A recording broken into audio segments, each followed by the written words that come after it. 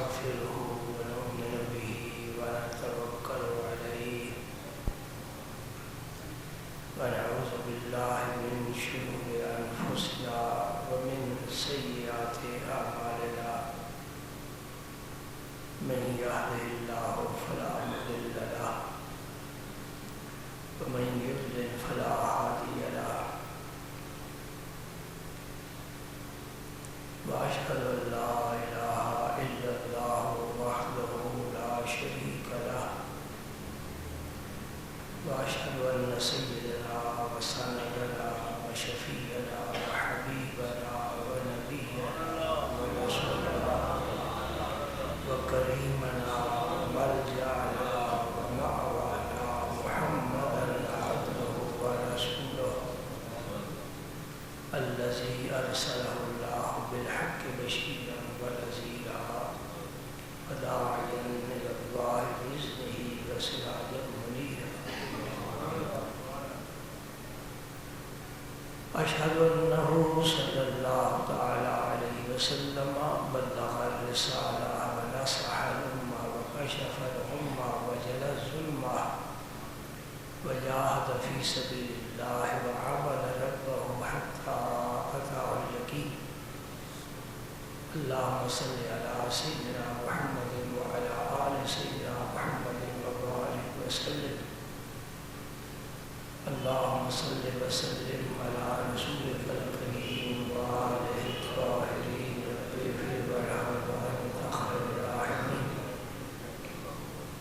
السلام عليك أيها النبي ورحمة الله وبركاته اللهم صل على محمد وعلى آل محمد كما صليت على إبراهيم وعلى آل إبراهيم إنك حميد مجيد اللهم بارك على محمد وعلى آل محمد كما باركت على إبراهيم وعلى آل إبراهيم إنك حميد مجيد أما بعد فأعوذ بالله من الشيطان الرجيم بسم الله الرحمن الرحيم إن الله وملائكته يصلون على النبي يا أيها الذين آمنوا صلوا عليه وسلموا تسليما اللهم صل وسلم على رسولك الكريم وآله الطاهرين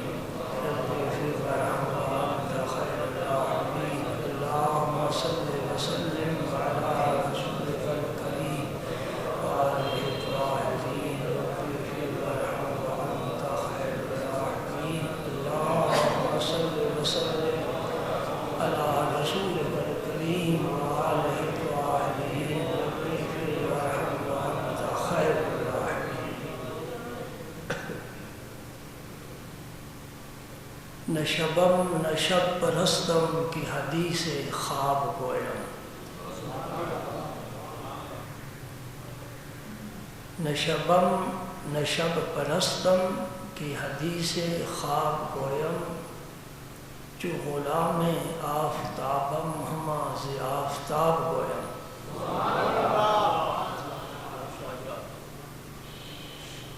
گزشتہ جمعے کی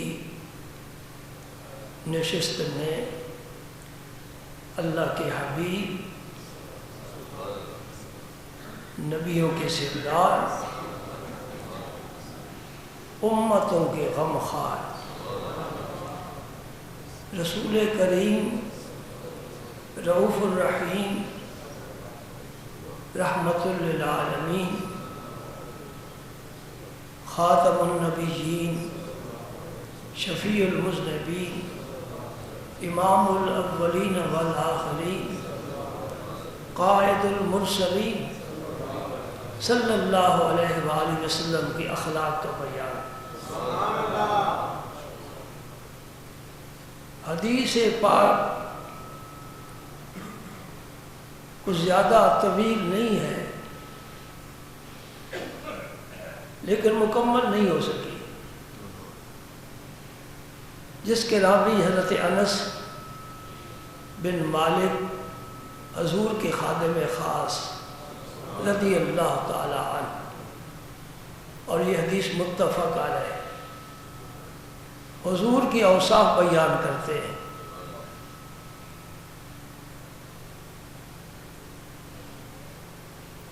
کانا رسول اللہ صلی اللہ علیہ وسلم احسن الناس و اجود الناس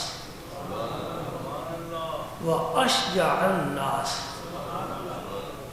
تمام لوگوں سے زیادہ حسین و جمیل، خوبصورت، خوب روح، خوش گلو صلی اللہ علیہ وسلم کی شان، چونکہ سب نبیوں سے افضل ہے،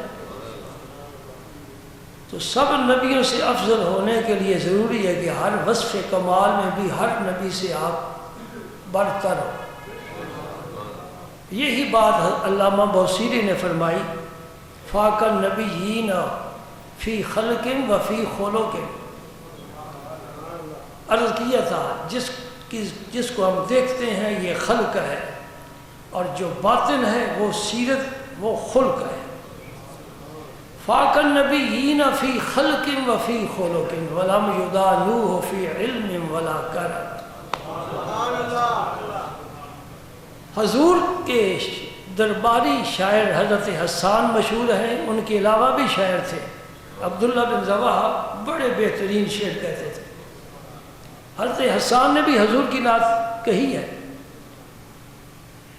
ان کا مرتبہ صحابیت کے لحاظ سے تو بڑا بلند ہے، لیکن جب قصیدے آمنے سامنے رکھے جائیں تو علامہ اس بوصیری کے قصیدے کو کوئی قصیدہ پہنچ نہیں سکتا۔ اس کے بارے میں میں نے عرض کیا تھا، آپ کو یاد ہوگا کہ فالج ہو گیا تھا اور یہ قصیدہ حضور کی شان میں لکھا تھا، جس کا پہلا شعر ہے امن تذکر جیران بزی سالمی مزحیت دمعا جرام مکرت بدمی۔ کاش ہم میں ذوق ہوتا، محبت ہوتی، عشق ہوتا تو تڑپ جاتے۔ سبحان اللہ۔ یہ رات کو لکھا ہے، صبح گھر سے باہر نکلے تو ایک صاحب مل گئے، ملتے قسمت سے ہیں۔ یوں تو سڑکیں بھری ہیں، گلیاں بھری ہیں، محلے بھرے ہوئے ہیں، سکول کالج مدرسے بھرے ہوئے، ملتا کوئی بڑی قسمت سے ہے، اور قسمت والے کو ملتا ہے۔ مولانا روم کو شمس تبریز ملے، یہ قسمت تھی کہ گھر آ گئے۔ سبحان اللہ۔ انہوں نے فرمایا کہ جو حضور کی شان میں بوصیری قصیدہ لکھا ہے مجھے سناؤ۔ رات کو لکھا ہے، کسی کو خبر نہیں، چھپا نہیں، کسی کے گھر نہیں پہنچا، اور ماتا جو حضور کی شان میں قصیدہ لکھا ہے مجھے سناؤ۔ انہوں نے کہا میں نے تو حضور کی شان میں بڑے قصیدے لکھے ہیں، تو کون سا سننا ہے؟ اس نے کہا میں وہ قصیدہ سننا چاہتا ہوں جس کا پہلا شعر ہے امن تذکر جیران بزی سالمی۔ دیکھنے والے دور کی نظر رکھتے ہیں۔ اگر سائنس نے ایسے ہی آلے ایجاد کیے ہیں تو روحانی لوگوں کا تو مرتبہ بڑا ہی بلند ہے نا۔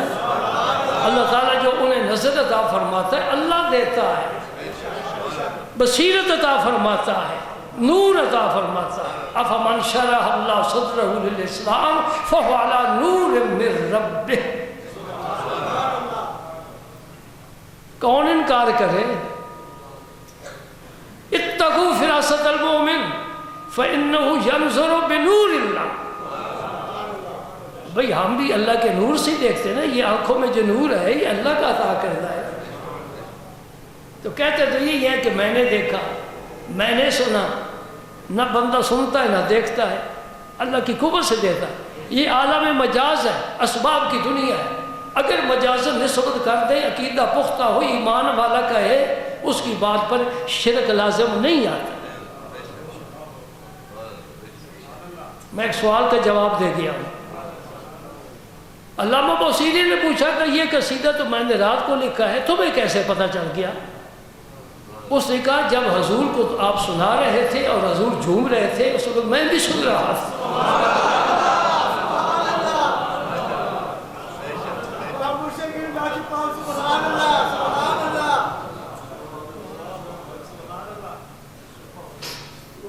سبحان اللہ، سبحان اللہ۔ اس قصیدے کا ہر شعر ایٹم بم ہے۔ والحبیب الذی ترجا شفاعتہ لکل حول من الاحوال مقتحمی۔ سبحان اللہ۔ چلو آگے چلتے ہیں۔ تو علامہ بصیری نے یہ کہا ہے فاق النبیین فی خلق و فی خلق ولم یدانوہ فی علم ولا کرم، اور فرماتے ہیں فَإِنَّهُ شَمْسُ فَضْلٍ هُمْ كَوَاكِبُهَا یظہرن انوارہا للناس فی الظلم۔ سارے نبی روشنی کا مینار ہیں، سب ستارے ہیں، اور میرا نبی سورج ہے۔ کس کا؟ فضیلت کا۔ فَإِنَّهُ شَمْسُ فَضْلٍ هُمْ كَوَاكِبُهَا، میرا رسول فضیلت میں، کمال میں، بزرگی میں سورج کی طرح ہے، اور باقی نبی ستاروں کی مانند ہے۔ جب سورج نکلتا ہے ستارے موجود ہوتے ہیں لیکن چھپ جاتے ہیں، سورج کا نور سب پر غالب آ جاتا ہے۔ مسجد اقصیٰ میں حضرت آدم علیہ السلام سے لے کر عیسیٰ علیہ السلام تک سارے نبی موجود تھے، نبی پاک کے لیے مصلی خالی تھا۔ جبریل امین نے ہاتھ پکڑ کر حضور کو مصلی پر کھڑا کیا۔ عجب الناس کا کیا معنی؟ سب سے زیادہ جود و کرم والے۔ گزشتہ جو میں اس کا بھی کوئی ذکر ہو چکا ہے، لیکن آج میں سرکار کی حدیث پاک کی روشنی میں آپ کے جود کا ذکر کرتا ہوں۔ صاحب مشکات نے کتاب العلم میں اس حدیث کو ذکر کیا ہے۔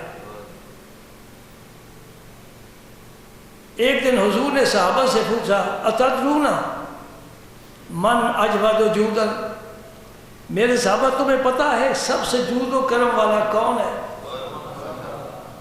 صحابہ نے کیا جواب دیا؟ اللہ ورسولہ اعلم۔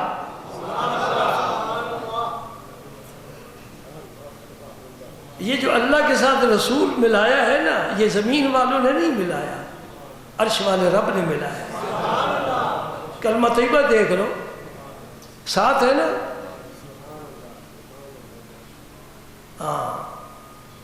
اللہ و رسول عالم، اس کا کیا معنی ہے؟ اللہ جانتا ہے، اللہ کا رسول جانتا ہے۔ یہ صحابہ کی صفت تھی کہ علم کو حضور کی طرف منسوب کر دیتے، یا رسول آپ بہتر جانتے، آپ فرمائیں۔ کوئی نہ کوئی جواب تو دیا جا سکتا ہے نا۔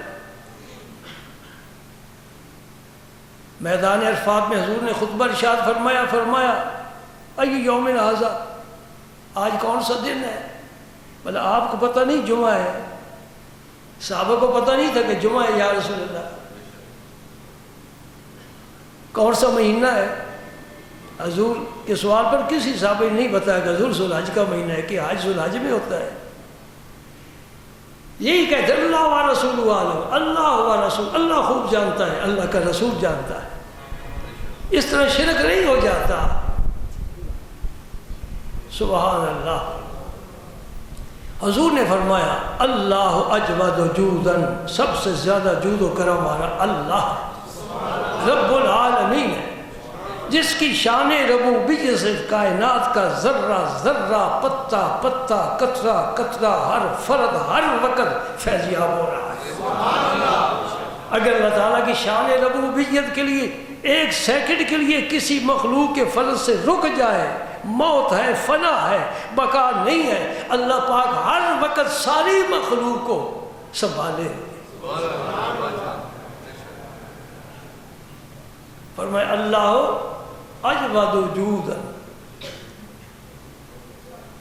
وانا اجود بنی آدم، آدم کی اولاد میں سے سب سے زیادہ میں جود و کرم والا ہوں۔ نبی پاک کو یہ حق پہنچتا ہے کہ رب کی عطا کردہ نعمتوں کا ذکر کریں، بلکہ اللہ نے حکم دیا ہے وَأَمَّا بِنِعْمَةِ رَبِّكَ فَحَدِّثْ، میرے حبیب جو تیرے رب کی تجھ پر نعمتیں ہیں بیان کیا کرو، لوگوں کو بتایا کرو، پتہ چل لیے حضور نے فرمایا تھا انا سید ولد آدم و یوم القیامہ ولا فخر، میں فخر کی وجہ سے نہیں کہتا، میں تحدیث نعمت کے طور پر کہتا ہوں، مجھے رب نے حکم دیا ہے بتایا کرو کہ قیامت کے دن آدم کی ساری اولاد کا محمد الرسول اللہ صلی اللہ علیہ وآلہ وسلم، یہ کوئی معمولی بات ہے؟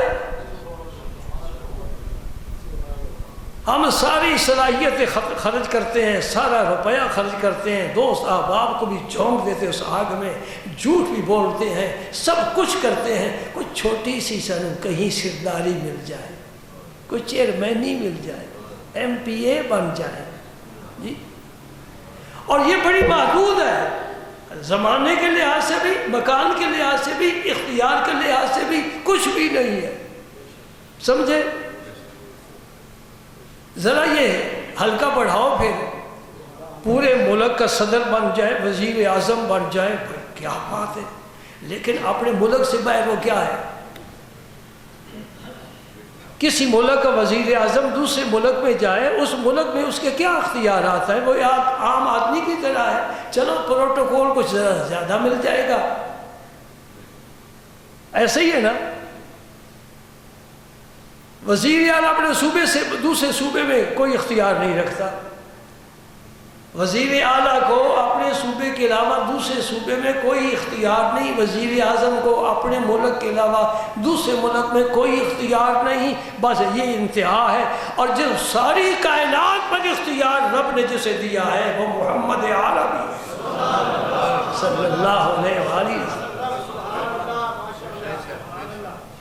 اللہ نے اختیار دیا ہے، جتنا دیا ہے، جتنی اس کی شان کے لائق ہے، جتنا ایک پیغمبر کی شان کے لائق ہے اتنے اختیار دیے، تکوینی بھی اور تشریعی اختیارات بھی۔ یہ ہمارا اہل سنت جماعت کا عقیدہ ہے، اللہ نے اپنے نبی کو تکوینی اختیارات بھی دیے، تشریعی بھی اختیارات دیے، اس کا دائرہ کتنا وسیع ہے کوئی فرق نہیں جان سکتا، اللہ دینے والا ہے، اس کا رسول دینے والا ہے۔ چاند ٹکڑے کیے، سورج کو واپس بلایا، یہ نبی کے تکوینی اختیار ہے۔ پتھروں سے کلمہ پڑھایا، درخت بلا کر اس سے اپنی شہادت لی ہے، سمجھے نہیں سمجھے؟ لو قلت نعم لواجبت، حدیث پاک کے الفاظ موجود ہیں۔ حج کے سلسلے میں حضور نے فرمایا اگر میں کہہ دیتا کہ ہر سال حج فرض ہے، تم پر ہر سال حج فرض ہو جاتا۔ یہ لو قلت، اگر میں کہتا، کوئی اختیار ہے نا تو تابعی فرما رہے ہیں، فلاں فی الجنہ، فلاں فی الجنہ، فلاں فی الجنہ، فلاں فی الجنہ، وہ بھی جنتی، وہ بھی جنتی، وہ بھی، اور جنت رب کی ہے، تو کون ہوتا ہے؟ نہیں، میں اللہ کا حبیب ہوں، جنت تو اللہ کی ہے، میں اس کا حبیب ہوں، مجھے اختیار ہے، میں بانٹ دیتا ہوں۔ اللہ اکبر، اللہ، یہ بھئی الگ موضوع ہے، چلو پھر کبھی صحیح سنو۔ فرمایا انا اجود بنی آدم، میں آدم کی اولاد میں سے سب سے زیادہ جود و کرم والا ہوں۔ وَأَجْوَدُ مِن بَعْدِي عَالِمٌ عَالِمَ عِلْمًا ثُمَّ نَشَرَهُ، اللہ اکبر، اللہ اکبر۔ پیارے نبی، تو نے اپنی امت کے علماء کی شان بھی کتنی بڑھا دی ہے۔ فرمایا پھر سب سے زیادہ جود و کرم والا عالم دین ہے، جو علم دین حاصل کرتا ہے پھر پوری زندگی اس کی نشر و اشاعت میں لگا رہتا ہے۔ ہمارے پاس جو کلمہ ہے یہ بھی علماء کا احسان ہے۔ ہم نماز پڑھتے ہیں، کس طرح پڑھنی ہمیں کیا پتہ، یہ بھی علماء نے ہمیں بتایا، حلال حرام، نیکی بدی، خیر شر، یہ سب کچھ علماء بتاتے ہیں۔ کون سے رشتے جائز ہیں، کون سے ناجائز ہیں، رضا کا کیا مسئلہ ہے، طلاق کی کتنی صورتیں ہیں، طلاق کے بعد دوبارہ تعلق کی کیا صورتیں، یہ سارے مسائل جتنے دین کے، قرآن کے، حدیث کے، فقہ کے، یہ سب علماء کے ذریعے ہم تک پہنچے۔ آج دن تک 14 صدیاں گزر گئی، یہ اس کی حفاظت کرنے والے اللہ کے فضل کرم سے وہ طبقہ ہے جنہیں ہم علماء کہتے ہیں۔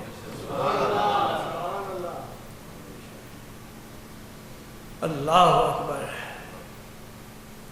علم کی فضیلت بیان کی، اس لیے کہ انسان جب چلا نا تو علم لے کر چلا ہے۔ پہلا انسان حضرت آدم ہے، پہلے نبی بھی حضرت آدم ہے۔ وَعَلَّمَ آدَمَ الْأَسْمَاءَ كُلَّهَا، رب نے سارے چیزوں کے اسما بتا دیے، ہر چیز کے۔ آدم علیہ السلام کی اولاد میں جتنی زبانیں بولی جائیں گی قیامت تک، سب کا علم اللہ تعالیٰ نے آدم علیہ السلام کو عطا فرمایا۔ اس کو ہم کیا کہیں گے، انگلش میں کیا کہیں گے، چائنا والے اپنی زبان میں کیا کہیں گے، کتاب کو جتنی زبانیں دنیا میں آدم کی اولاد میں بولی جانے والی ہیں، سب کا علم اللہ تعالیٰ نے آدم علیہ السلام کو عطا فرمایا۔ اسماء جمع ہے، پھر اس الف لام ہے، پھر کلّہ کے ساتھ تاکید لفظی ہے، اور دینے والا اللہ ہے، اور دے رہا ہے اپنے نبی کو، تو کوئی کسر باقی نہیں چھوڑتا اللہ پاک۔ وَأَشْجَعُ النَّاسِ، حضور سب سے زیادہ شجاعت والے تھے، نبی میں عیب نہیں ہوتا، بزدلی عیب ہے، ایک شجاعت کی ضد ہے، ایک ہوتا ہے شجاع دلیر، اس کے مقابلے میں دوسرا بزدل ہوتا ہے۔ نبی بزدل نہیں ہو سکتا کیونکہ یہ عیب ہے، نبی بزدل نہیں ہو سکتا اور بزدل نبی نہیں ہو سکتا۔ بزدل، یہ میرا کلمہ یاد رکھو، میں ایک بات کہنا چاہتا ہوں، نبی بزدل نہیں ہو سکتا۔ انہیں جہاد کیسے کرنا ہے، دشمن کا مقابلہ کیسے کرنا ہے، اس کے راستے میں بڑی بڑی چٹانیں، بڑے بڑے پہاڑ آئیں گے، کس طرح ان چٹانوں کو پاش پاش کر کے راستے صاف کرے گا۔ نبی بھی جرت ہونی چاہیے، ہمت والا ہونا۔ نبی بزدل نہیں ہوتا، اور بزدل مرزا غلام احمد قادیانی نے ساری زندگی حج نہیں کیا، بزدلی کی وجہ سے کہیں مجھے قتل ہی نہ کر ڈالا۔ بزدل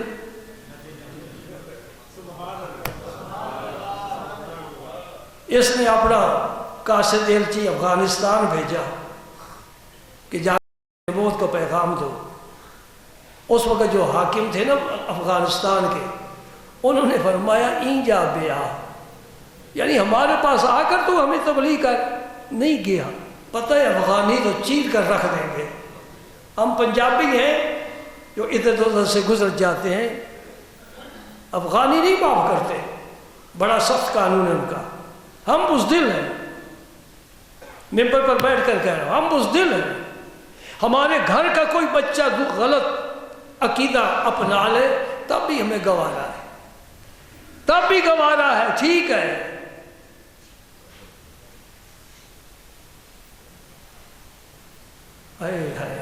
حضرت عمر ابھی تک مسلمان نہیں ہوئے تھے نا، تو اپنی ہمشیرہ کو مارا تھا نا، مارا کہ نہیں مارا، بہنوئی کو بھی مارا تھا۔ کیوں مارا ہے؟ اس لیے مارا ہے کہ تم نے اپنا دین چھوڑ دیا، جبکہ وہ دین نہیں، وہ بے دینی ہے۔ بتوں کی پوجا کرنا چھوڑ دیا اور کلمہ حق کا پڑھ لیا۔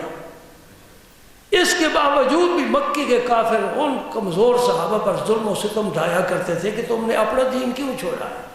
میں بات یہ کہنا چاہتا ہوں کہ مشرکین مکہ اور کفار کو اپنی بددینی اور کفر اور شرک اور فسق و فجور کے ساتھ اس قدر لگاؤ تھا کہ وہ یہ اجازت نہیں دے سکتے تھے کہ کوئی یہ چھوڑ کر جائے۔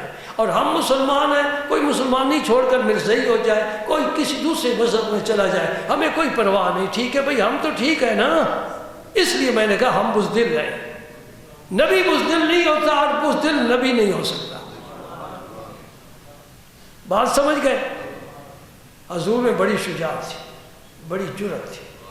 اس کا ایک واقعہ حضرت انس رضی اللہ تعالیٰ عنہ نے ذکر فرمایا اسی حدیث میں کہ نبی پاک صلی اللہ علیہ وسلم اشجر الناس، مدینہ پاک کے محلے میں کسی محلے میں آواز بلند ہوئی، شور برپا ہوا، تو اہل مدینہ نے سمجھا شاید کوئی دشمن نے حملہ کر دیا ہے، تو سب اٹھے اور اپنے اپنے گھوڑوں کو سنبھالا، تلواروں کو سنبھالا، اور ایک دوسرے کو جمع کر رہے تھے، اور سارے اکٹھے ہو کر اس طرف جا رہے تھے جدھر سے شور برپا ہوا تھا۔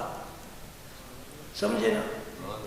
تیاری کرنی پڑتی ہے نا، وہ ممکن دشمن ہو تو اکیلا میں جاؤں، میں تو مارا جاؤں گا، میں 10-20 آدمی ساتھ لے کر چلتا ہوں۔ یہ لوگ ابھی تیاری کر رہے تھے اور اس طرف جا رہے تھے، اور جب جا رہے تھے نبی پاک گھوڑے پر سوار ہو کر واپس آ رہے تھے۔ سبحان اللہ۔ اور کیا فرما رہے تھے؟ لم تراؤ لم تراؤ، پریشان نہ ہو، نہ ڈرو، نہ گھبراؤ، کوئی مسئلہ نہیں، میں پتہ کر کے ہوں، سب خیریت ہے۔ ابھی مدینے والے تیار ہو رہے ہیں، میرا پاک پیغمبر اتنی جرأت والا ہے کہ سب سے پہلے وہاں کی خبر بھی لا رہا ہے اور سب کو تسلی دے رہا ہے۔ اس حدیث پاک کی آخر میں جو انہوں نے فرمایا نا حضرت انس نے، وہ بھی سمجھنے والی بات ہے، صرف ترجمہ نہیں کرنا میں نے۔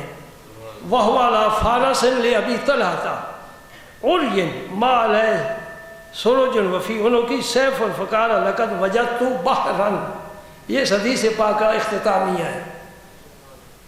نبی پاک صلی اللہ علیہ وسلم ابو طلحہ کے گھوڑے پر سوار تھے، اور وہ گھوڑا بھی جس کی پشت بلند تھی، اس پر زین وغیرہ کچھ بھی نہیں تھا، اور حضور نے تلوار حمائل کی ہوئی تھی، اور فرمایا میں نے اس گھوڑے کو دریا پایا ہے، دریا پایا ہے، اس کی وضاحت میں کرنا چاہتا ہوں۔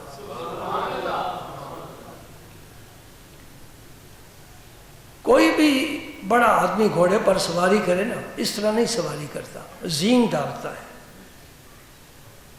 گھوڑے پر زین ڈال کر سواری کرتا ہے۔ حضور نے زین نہیں ڈالی، اس کو علماء نے حضور کی عاجزی پر معمول کیا ہے کہ حضور کی یہ عاجزی ہے، اور دوسرا جلدی ہے کہ اہل مدینہ خوف زدہ ہو جائیں گے، میں ان کو خبر لا کر دیتا ہوں۔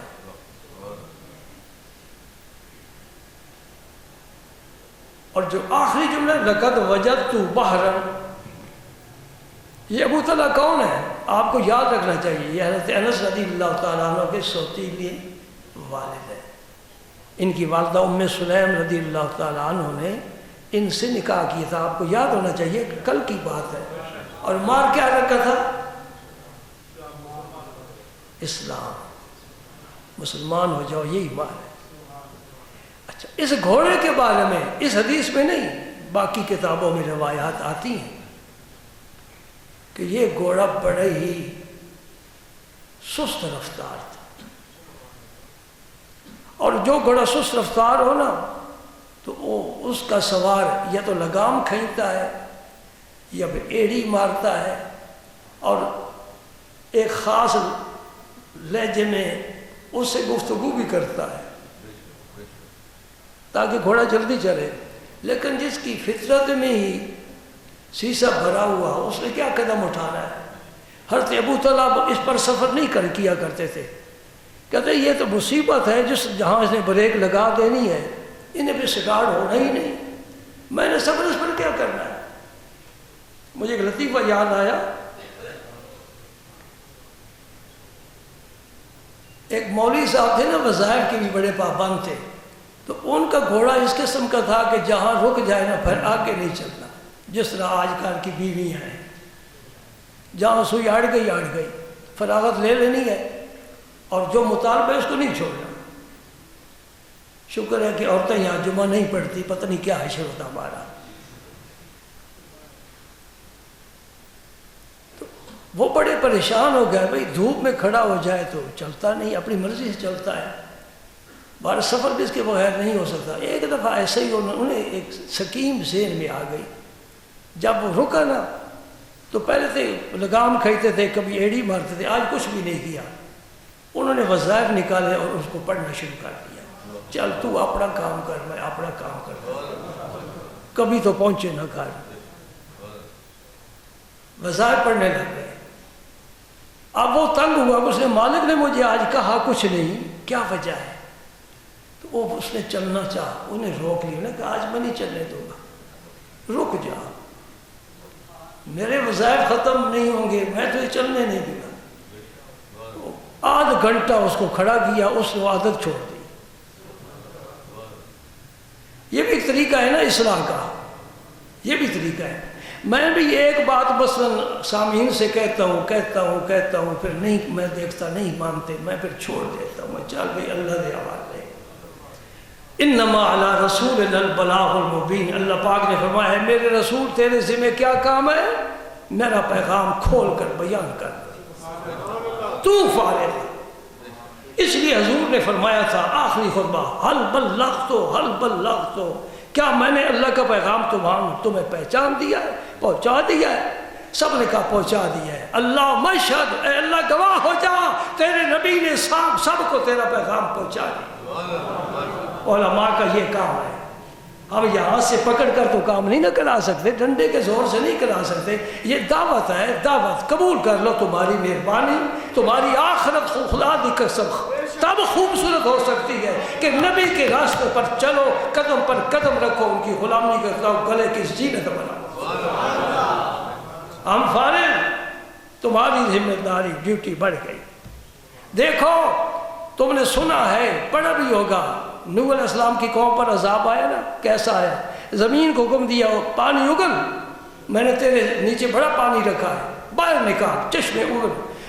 آسمان کو حکم دیا پانی برسا، اوپر بھی سمندر ہے، نیچے ہی نہیں ہے اوپر بھی سمندر ہے، ادھر سے بھی پانی برسنا شروع ہوا جی، مکان ڈوب گئے، درخت ڈوب گئے، پہاڑیاں ڈوب رہی ہیں، پہاڑ ڈوب رہے ہیں، بیٹا چڑھ گئے پہاڑ پر، فرمایا لا عاصم اليوم من امر اللہ، آج اللہ کی تقدیر کا فیصلہ کچھ ایسا ہے، تیور بدلے ہوئے، آج کوئی بچے گا نہیں سوائے اس کے جو نبی کی کشتی پر بیٹھا ہے۔ نہیں سمجھ رہے؟ جو نبی کی کشتی پر بیٹھا ہے وہ بچے گا، کوئی نہیں بچے گا۔ میرے دوستو یاد رکھ لو اس عجز کی بات، محمد عربی کا کشتی کا جی بیڑا تیار ہے، جو اس پر بیٹھ جائے گا اتباع سنت کر لے گا، اپنی عادتیں چھوڑ دے گا، نفس کی خواہشات کے خلاف کام کرے گا، محمد عربی کی تعظیم کرے گا، بچ جائے گا۔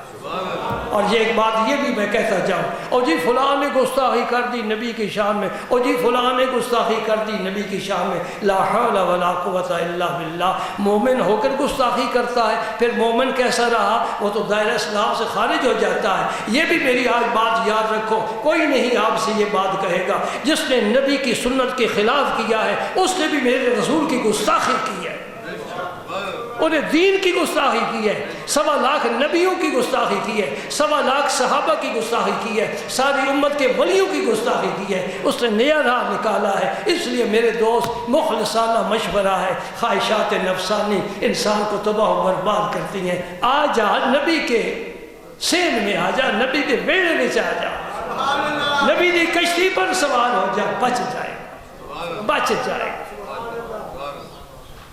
ہر زمانے میں مبلغین رب بھیجتا رہا، نبی اللہ کا پیغام پہنچانے والے، قوم نے مانا نہیں مانا، جنہوں نے نہیں مانا ایک ہی غلطی پر عذاب آیا، ایک ہی غلطی پر، ایک ہی گناہ پر۔ قوم لوط میں کیا تھی؟ وہ سود نہیں کھاتے تھے، رشوت نہیں لیتے تھے، خنزیر نہیں کھاتے تھے، کیا کرتے تھے؟ ایک جرم پایا جاتا تھا، رب نے ساری قوم کو تباہ کر دیا۔ لوط علیہ السلام کو بچا لیا، ان کی ساری قوم کو تباہ کر دیا۔ صرف کم و بیش تولنے کا جرم، اور کوئی جرم میں ذکر نہیں ہوا، کم و بیش تولنے کا جرم ساری قوم کو تباہ کر دیا۔ 70,000 بنی اسرائیل کو بندر بنا، کونوا قردۃ خاسئین، انسان بندر کی شکل میں بدل گیا۔ اور ڈارون کہتا ہے بندر انسان بنا، عقل ٹیڑھی ہو گئی نا، یہ ڈارون کی تھیوری ہے نا، وہ کہتا ہے انسان اصل میں بندر تھا، یہ ترقی یافتہ صورت ہے۔ قبلہ ضیاء الامت نے فرمایا تیرا باپ دادا درختوں سے لٹکتا ہوگا، ہم تو آدم کی اولاد سے، انسان بندر کی شکل ترقی یافتہ، استغفر اللہ، یہ پہلے سے ہی شرف والا ہے۔ رب نے فرمایا وَلَقَدْ كَرَّمْنَا بَنِي آدَمَ لَقَدْ خَلَقْنَا الْإِنسَانَ فِي أَحْسَنِ تَقْوِيمٍ، انسان کو پہلے دن سے رب نے احسن تقویم، خوبصورت پیدا فرمایا، اور تو بندر بنا رہا ہے۔ ذہنیت بگڑ گئی، خود ذہنیت بندر والی رکھتا ہے تو بات بھی وہی کرتا ہے۔ نہیں، اشرف المخلوقات ہے انسان، روز اول سے، تبھی تو فرشتوں نے سجدہ کیا۔ بندر کو کوئی سجدہ کرتا ہے؟ کوئی عقل والی بات پوچھو نا. دیکھا نا، عقل دستگیری نہیں کرتی، عقل رہنمائی نہیں کرتی، رب کا قرآن رہنمائی کرتا ہے. عقل والے بڑے بڑے گمراہ ہو گئے. یہ چائنا میں لوگ جاتے ہیں نا تو بتاتے ہیں زندہ بندر کا مغز کھایا جاتا ہے. استغفر اللہ. زندہ بندر کا مغز لوگ کھاتے ہیں، بڑا مہنگا کھاتے ہیں. سانپ کھا رہے ہیں، کچھوے کھا رہے ہیں، مینڈک کھا رہے ہیں. استغفر اللہ. یہ کھانے والی چیزیں. یہ تجھے پاکیزہ کھانا کھلانے کا کس نے سبق دیا ہے؟ عقل نے نہیں، ماں نے نہیں، باپ نے نہیں، اللہ کے رسول نے دیا. سبحان اللہ. میرے نبی نے تو کہا یہ ناخن بھی اتارو سے مہر نہ جم جائے، یہ لبیں کاٹو تاکہ تمہارے مشروب میں بالوں کی جراثیم نہ چلے جائیں.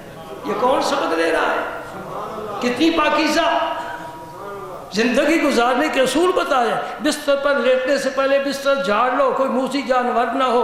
جوتا پہننا ہے، جوتے کو جھاڑ لو، کوئی موذی جانور نہ ہو. کہیں سوراخ ہے وہاں پیشاب نہ کرو، ممکن ہے کوئی موذی جانور نکلا. یہ ہماری شریعت کے اصول کس نے دیے؟ ہماری عقل نہیں فیصلہ کر سکتی، ہماری عقل نہیں فیصلہ کر سکتی. ہاں، اس لیے اقبال نے کہا تھا بہتر ہے دل کے پاس رہے پاسبان عقل، لیکن کبھی کبھی اسے تنہا بھی چھوڑ دے.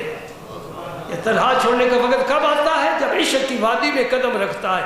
عقل عشق سے ڈرتا ہے، عشق جلاتا ہے. عقل جلنا نہیں چاہتا، دور ہو جاؤ. یہ نبی پاک کی وادی ہے، اس میں عقل کو لے کر نہیں جائیں گے. ایک ہے علمی دینی عقل، وہ انسان کی معاون ہے، اس سے روشنی پیدا ہوتی.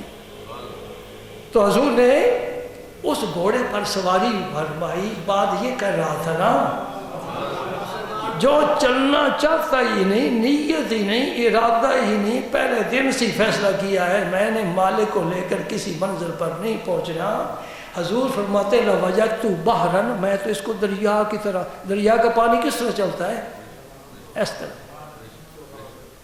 صحابہ کرام فرماتے تھے کہ حضور کی اس دن کی سواری کی برکت سے وہ گھوڑا جب بھی سفر پر جاتا سب سے آگے جاتا. یہ بات میں کرنا چاہتا تھا. یہ ہم غلاموں کے پاس یہ نسخے ہوتے ہیں، ہر ایک کے پاس یہ نہیں ہے. کوئی اتنی حدیث پڑھا کر گزر جائے گا نا وجدت بحرا، کرو میں نے بھائی طالب علموں میں نے پایا اس گھوڑے کو دریا کی طرح، بس بڑی رواں دوا چلتا ہے. یہ وجہ ہے. اس وجود میں برکت تھی، نبی کے وجود برکت تھی. اسی کتاب میں حدیث پاک آتی ہے حضور کے اخلاق کے سلسلے میں کہ مدینہ پاک کے بچے غلام صبح پانی بھر کر لاتے تھے. گھروں میں پانی کی قلت ہوتی تھی تو برتن مسجد نبی شریف میں لا کر حضور کے پاس رکھتے تھے. اور بیٹو پانی بھر لے تو گھر لے جاؤ، یہاں کیوں لائے ہو؟ پتہ ہے حضور اس میں اپنے ہاتھ ڈبویا کرتے تھے. اس حدیث کی مشکاہ شریف میں حدیث موجود ہے، میں اپنی طرف سے نہیں بیان کر رہا. مدینہ پاک کی لونڈیاں بچے پانی بھر کر لاتے تھے، گھر لے جانے سے پہلے اللہ کے رسول کی خدمت میں پیش کرتے تھے. میرا نبی ان میں ہاتھ ڈبو، ہر برتن میں ہاتھ ڈبو، تاکہ ہمارے گھروں میں برکت والا پانی، برکت والا پانی. نبی مبارک ہے، اس کا ہر عمل برکت والا ہے، اس کا وجود، اس کے کپڑے، اس کا شہر، اس کی مسجد سب برکت والے. جہاں جہاں سے گزرتا ہے وہیں بھی برکت اللہ تعالیٰ ڈالتے ہیں. اس میں علماء نے فرمایا کہ اس میں حضور کی عاجزی ہے، کیونکہ سردیوں کے موسم میں تو پانی میں ہاتھ ڈالنا خواہ مخواہ جی وضو کی کافی ہو جاتا ہے، اور خاص طور پر سردیوں میں تو ہاتھ، موسم سردہ ہے، پانی ٹھنڈا ہے، پھر بھی حضور ہاتھ ڈال. پھر غلام لے کر آیا، کوئی بڑا سردار لے کر نہیں آیا. نبی پاک تو کچھ معیار ہی کچھ اور تھا نا. یہ ہم تقسیم کرتے ہیں، یہ غلام ہے، یہ سردار ہے. نبی سینے میں دھڑکنے والے دل کو دیکھا کرتے تھے. سبحان اللہ، سبحان اللہ. تو ان میں برتنوں میں حضور اخلاق میں ایک بات یہ بھی آتی ہے، علماء حدیثوں میں آتا ہے، علماء فرماتے کہ کوئی بھی لونڈی آ جاتی نا، ایک مدینہ پاک میں عورت تھی، اس کے کچھ دماغ میں خلل تھا، پاگل تھی، وہ کبھی کبھی آ جاتی. پاگل کی کون بات سنتا ہے؟ کیونکہ اس نے پاگل ہوتی وہ ہے جو بے ترتیب باتیں کرے، اس کی باتوں کی کوئی معنویت نہیں ہوتی، کوئی ادھر کی کر لے گی، کوئی ادھر کی کر. وہ جب آتی تھی تو حضور کا ہاتھ پکڑ لے کر مدینہ پاک کی کسی گلی میں بھی لے جاتی، حضور ساتھ چلے جاتے، اور جہاں ٹھہرتی حضور بھی ٹھہر جاتے. جو کچھ کہتی میرا نبی سکون کے ساتھ سنتا رہتا. پاگل عورت کی باتیں بھی میرا نبی سکون کے ساتھ سنتا رہتا تھا. میں وقت بھی دیکھ رہا ہوں، اور اس باب میں حدیثیں تو بے شمار ہیں، یعنی میں نے ابھی تک شمار نہیں کی ہوئی، اس لحاظ سے بے شمار ہیں، ورنہ اگر گن لو تو گنی جا سکتی ہیں. ایک یہودی کی بات میں سناتا ہوں تو پھر آپ سے رخصت ہوتا ہوں. تو اگلے جمعے انشاءاللہ میں موضوع بھی بدل دوں گا. اور اس حدیث کو حضرت علی المرتضیٰ نے روایت فرمایا ہے. حضرت علی نے فرماتے کہ نبی پاک صلی اللہ علیہ وسلم نے ایک یہودی کے کچھ پیسے دینے تھے. اسی معاشرے میں حضور رہتے تھے نا، بشر تھے نا، انسان تھے، آدمی تھے، فرشتہ نہیں، جن نہیں، اللہ نہیں، اللہ کا شریک نہیں، اللہ کا جز نہیں، اللہ کا ہمسر نہیں، انسان ہے نا. اب سہ گئے ہو بات ہے. حضور کو کہنا بشر ہے، یہ کیا کہہ دیا تو نے، کیا؟ لیکن یہ میں اس دن وضاحت کر سکا ہوں، یہ بشر حضور کے لیے لفظ مدح کا نہیں ہے بشر ہی. کیا خیال ہے آپ کا؟ جنات میں سے ہیں یا ملائکہ میں سے ہیں؟ اللہ فرماتا ہے جب میں فرشتے کسی کو بھیجتا نا اس زمین پر، اس لیے انسان ہی بنا کر بھیجتا. کیونکہ ہم نے جو تعلیم لینی ہے، تربیت لینی ہے، وہ اپنے ہم جنس ہی لے سکتے ہیں. حضور نے شادیاں فرمائی تاکہ یہ بھی طریقہ تیرے پاس آ جائے. حضور کی اولاد ہوئی، سبحان اللہ. یہ یہودی کی بات بعد میں سناؤں گا. اولاد سے مجھے حضرت ابراہیم یاد آ گئے. حضور کے چھوٹے صاحبزادے حضرت ابراہیم تھے، ان کی والدہ ماریہ قبطیہ تھی رضی اللہ تعالی عنہما. یہ دودھ پیتے تھے، 17 ماہ انہوں نے دودھ پیا ہے. یہ 17 کا عدد کچھ عجیب ہی ہے، یہ بھی سمجھنا. 17 بدر کا غزوہ کس تاریخ ہوا؟ 17 کو ہوا نا، 17 رمضان کو. 17 ماہ دودھ پیا ہے. دودھ پلانے والی خاتون کون ہے؟ کس گھر میں دودھ پیتے ہیں؟ آپ وہاں نہیں جا سکتے، اس گھر میں آپ نہیں جا سکتے، اس لیے کہ وہ لوہار کا گھر ہے. لوہار بھٹی گرم کرتا ہے اور اس کے گھر میں دھواں ہی دھواں ہے. اور ہوتے بھی چھوٹے چھوٹے مکان تھے نا، جھونپڑیاں بڑھائی، اس میں بھٹی لگائی. وہاں حضرت ابراہیم اس کی بیوی کا دودھ پیا کرتے تھے.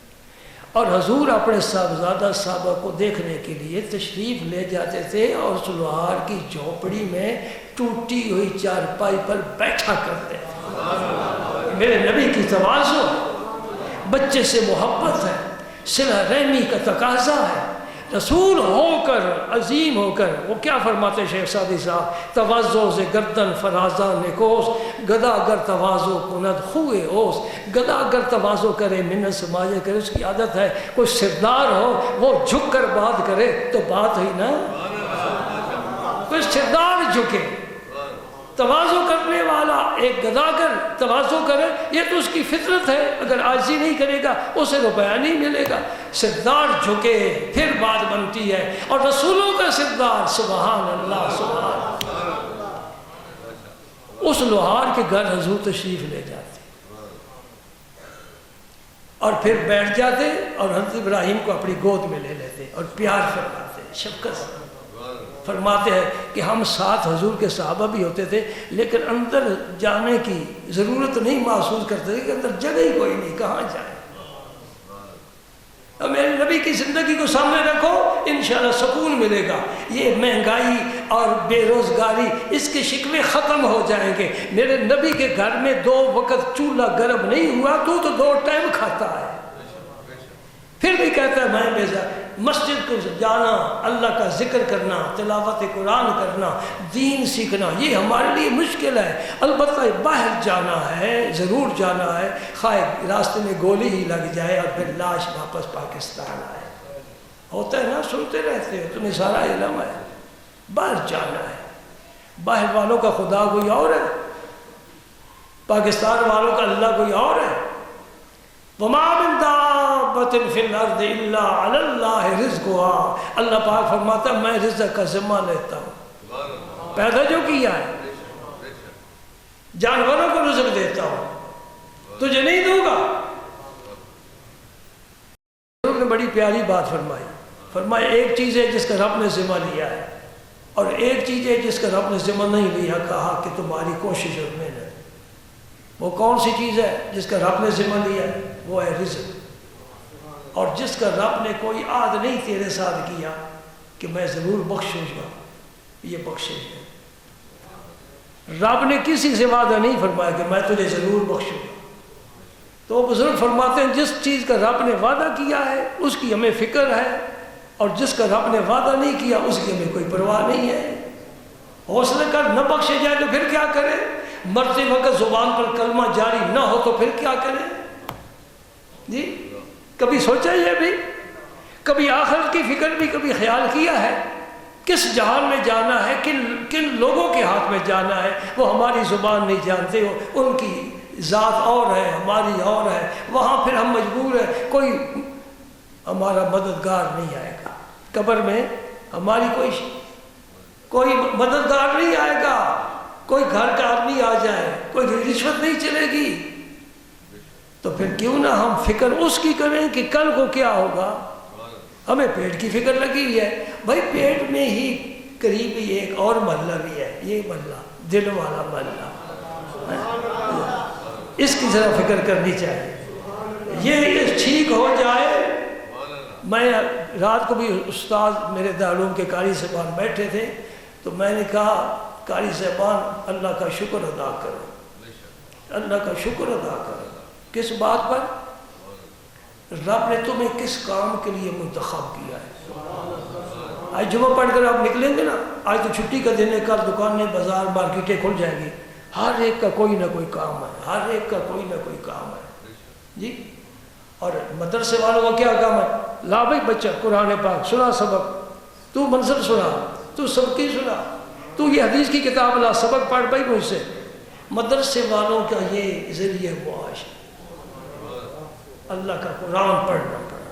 اور پھر میں نے کہا تم من و سلوہ کھاتے ہو، بنی اسرائیل پر من و سلوہ نازل ہوتا تھا، تیرے دسترخوان پر صبح و شام بغیر محنت کے کھانا تازہ آ جاتا ہے، تجھے فکر نہیں باہر کے آٹے کا کیا ریٹ ہے، گھی کیا ہے، نمک کیا ہے، مرچ مسالہ کیا ہے، تجھے کسی بات کی پتہ نہیں۔ مسجد میں بیٹھے ہیں، مدرسے میں بیٹھے ہیں، اللہ تعالیٰ رزق غیب سے دیتا، غیب سے دیتا۔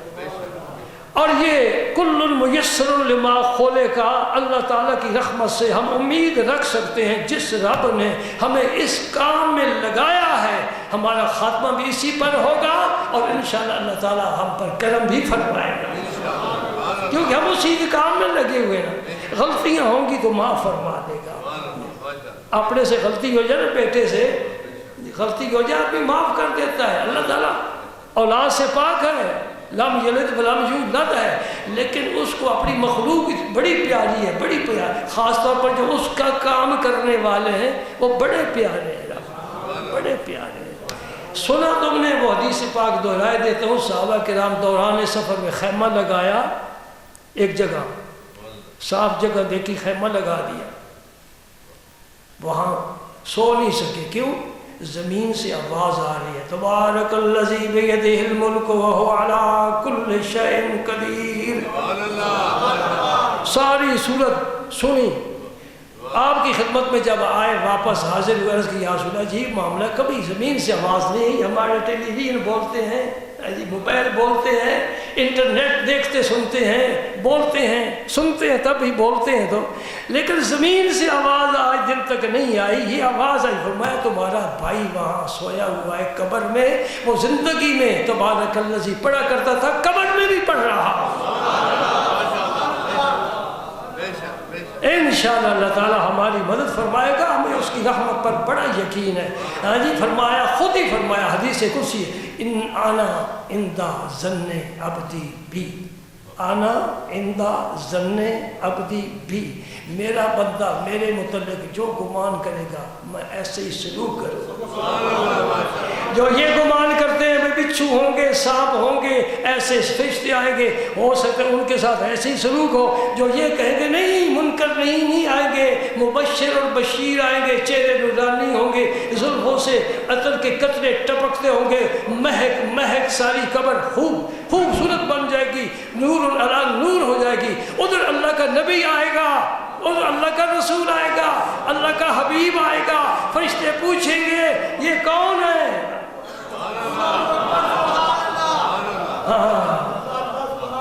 کن فیکون تے کل دی گل ہے، اسا اگے برید لگائی۔ کن فیکون تے کل دی گل ہے، اسا اگے برید لگائی۔ اللہ اکبر۔ پھر میرے شاہ صاحب کیا کیا راز بتاتے ہیں۔ ہمارا تعلق الحمدللہ ذات رسالت مآب سے اس وقت سے ہے، الست بربکم سے ہے، اس لیے رب نے ہمیں کلمہ نصیب فرمایا، قرآن دیا، رسول اللہ کی حدیث دی، اللہ کے رسول کی مصلح دیا، ممبر دیا، پڑھنے پڑھانے کی توفیق عطا فرمائی۔ دعا کرو اللہ تعالیٰ قبول فرمائے اور ہمارا خاتمہ اللہ کے نبی کی یاد میں، اللہ کی یاد میں اور ان کے طریقوں پر چلتے چلتے ہمارا انجام ہو جائے۔